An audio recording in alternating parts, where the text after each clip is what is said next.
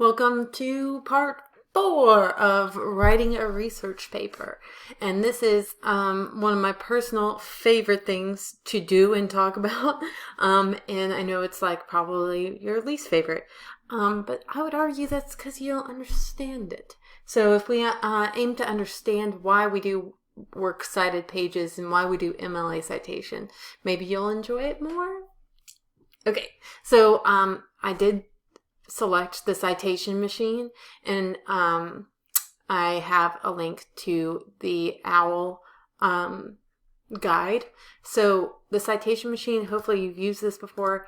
It is there for you to use as a tool. It makes it super easy, so you plug in whatever it is that you have, and it will create the citation for you for free. So you don't have to do too much of the thinking behind it, and this exists and you should go for it. So I just want to make sure you guys are plugging in the correct information and make sure that you're under whatever citation you're using. So APA is more for like, I think it's psychology and science and sciences, and then MLA is aimed more at literary articles. So we are creating something based on literature. So we're going to use MLA. So going back to my slides here, we got the citation machine here. And then I also wanted to show you guys, this is a great resource to understand and to know and to have. So I use this all the time. If I'm not sure how to cite something, I come here, or I have an old-fashioned book that I can use too. So it lays out anything you could ever possibly want to know and more about MLA citation. So depending on what you have, whether it's a book or an article or an electronic source, it will show you and walk you through how to cite it. So I'm going to click on the electronic source. Okay. It's going to talk about the use of URLs, etc. Let's see. It talks about stuff we talked about in the last video about making sure you have a credible source. And then here's where it kind of gives you what you should do. So I'm going to show you guys an example. I went ahead and I did some good old-fashioned Googling and added to my sheet from last video on good sources. And so I'm writing that paper on Agatha Christie's disappearance. Hopefully you've watched the documentary already. If not, spoilers, she disappeared for a time. And so I have a couple online articles here. So I'm going to just click on this New York Times article. So this is going to be an example where I have a date and an author and a credible source. So this will make it really easy for me to cite. So if you guys go back to the OWL site, here we go. So I'm going to be able to say this is by, who's it by? The author was Tina Jordan. So Jordan, Tina, and that's on the New York Times, NY Times website. And then you put the date that it was published. So I think I saw that this was 2019. I can put that whole June 11, 2019. And then this is the most important thing. This is when you access the information. So this is the URL. So I literally get to copy and paste this URL and then put that I accessed that information. Today is April 15th, 2020. Okay, so that's an example of one that has a clear author. This is a different situation because this is an online journal.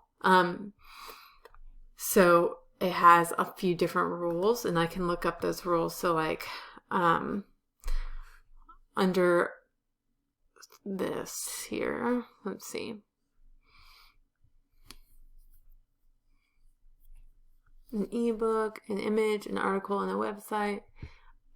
Here we go. An online scholarly journal. For all online scholarly journals, provide the author, the name of the article in quotation marks, and the name of the publication. So not only would I need to tell you what my article was called, so this one's Agatha Christie's Secret Fair play, but I would also need to tell you guys the title of the publication.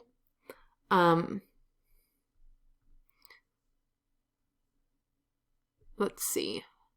This was originally published, it should be right here, in Narrative. And this is the volume and the number. So this is like how they would do magazines, or these are scholarly articles. So there are 26 volumes so far of this narrative journal, and this is number 2. So kind of like episodes in seasons, right? So I use this owl.com along with this, the citation machine. So if I'm confused about something, I'll go and learn about it on the OWL site, and then I will go plug it in and make sure it's correct on the citation machine. The last thing I wanted to talk to you guys about is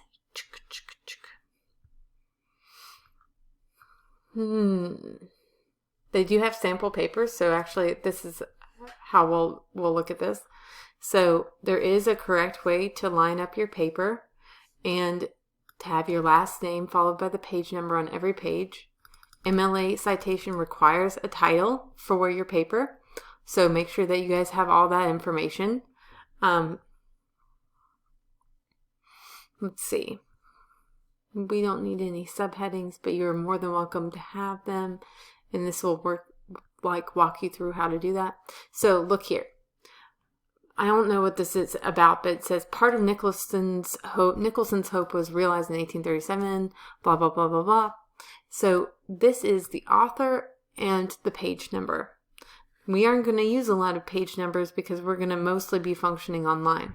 However, this up here, if I quoted from this article, I will have page numbers because this is 166, right? So it depends what source you're using, whether or not you would have a page or not. A lot of our stuff is not going to have pages. So coming back to this is how I refer back to where I found the information. So Dan Hoff 71. So I'm going to scroll really quickly to the end of this example paper. And here on the works cited, everything that I've internally cited in my paper, which is what I just showed you in the parentheses, corresponds to something down here. So this is the exact book in where I can go look this up, and I can go to the exact page that the writer of this paper read the information. And this is where Works Cited is actually pretty stinking cool, because it's all about curiosity. And that's what I love the most about learning in life, is that once you start learning about something, it kind of intrigues you and inspires you to look up to the next thing.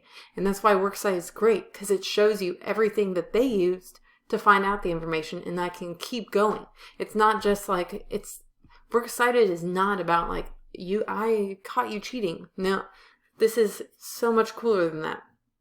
Yes, you should not cheat, and you should not pretend like ideas that you've researched are your own, because that's ludicrous. I know you didn't come out of the womb knowing about Sherlock Holmes, but this is more about curiosity and allowing others to learn all of the cool stuff that you have learned. So, and that's why there's so many different ways to to cite different things. Like I have a movie. All right, so I'm starting to research. I haven't written my paper yet, but I can start plugging into the citation machine that the documentary I made you guys watch.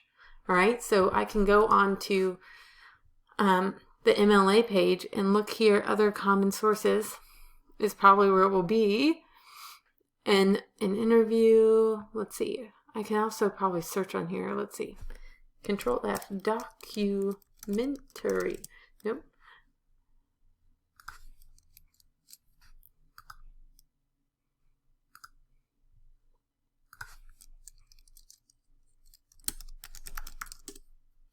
Nope. So here we go. So how do you cite a documentary? Boom. And they actually have the citation machine's got it going on for me. So I can put all of this information. So I know the title of the documentary, and I found it on Amazon, The Mystery of Agatha Christie, right? And then I can just go to like IMDb. Y'all know IMDb, and type in The Mystery of Agatha Christie and find out all of the information that I need to cite it correctly. Here it is. This is exciting. Oh my gosh. So the first thing it needs to know from me is the director. Okay, so I go over here, director, Claire Lewins. All right, I'm going to do this with you guys because I want you guys to know how to do this. And then I'm going to put the title, The Mystery of Agatha Christie. I'm going to put the URL so I can actually put the,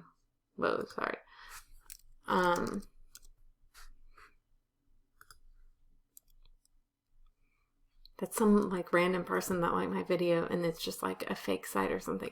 So, Agatha Christie, kind of creepy.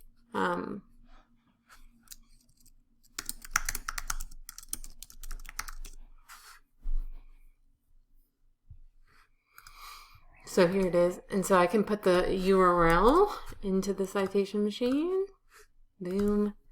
And then this is when it was published. So on YouTube, it was published February 9th, 2008. 9 Febs. And that's it. So this is for MLA, I assume. Great, great, great. Create citation. And here it is, all laid out for me. And then I just copy this onto my research, and then that's ready to go for my works cited page.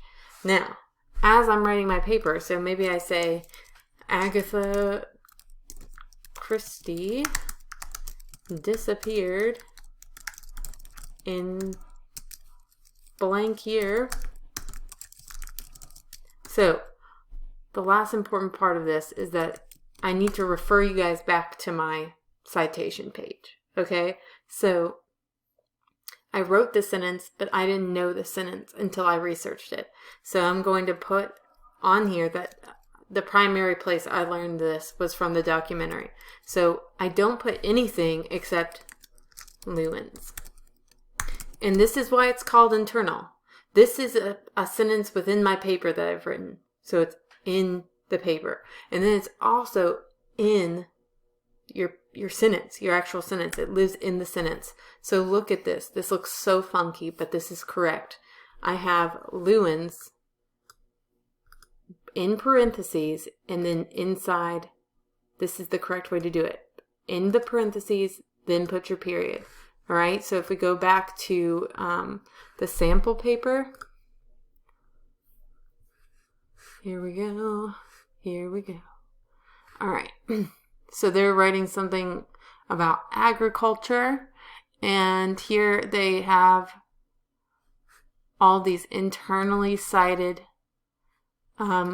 authors and page numbers referring back. Now, if you guys look, he just started putting page numbers. It's because I can safely assume, as the reader, that 128 and 172 all come from Hurt, because that's the last thing that he cited.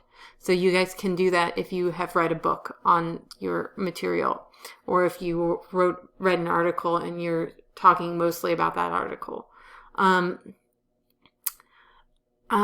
Yeah, so that's how you internally cite, and your internal citations all refer to your works cited page. This is going to be a portion of your grade, guys, because I want to make sure that you guys know how to do this, that you can do it correctly, and also to test Ms. Metters to see if I have done an adequate job showing you guys how to do this, and if we need to revisit and work on certain things. So this concludes my presentation on how to write a research paper with confidence and correct citations. I love you guys. Let me know if you have questions. I'm here for you.